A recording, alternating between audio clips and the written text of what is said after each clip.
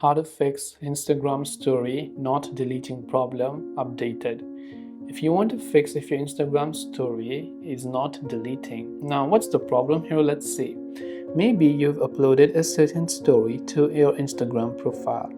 And whenever you open up Instagram, you want to get rid of the story. So normally to delete it, you will have to tap the more option here and then tap the delete icon right there and then only tap the delete button to delete it.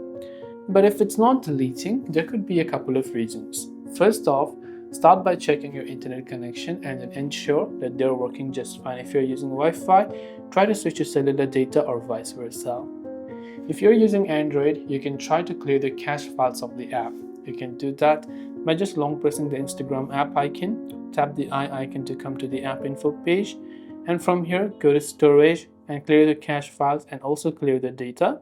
If you're using iPhone, try to reset the application. Now go to your Play Store or App Store, search for Instagram, check if the app has an update. If it does, then make sure to update it to the latest version. Hopefully one of these may have helped to solve the problem. If you have got any further questions, feel free to also leave them down in the comment section below. As always, thanks for watching till the very end and see you soon in the next video.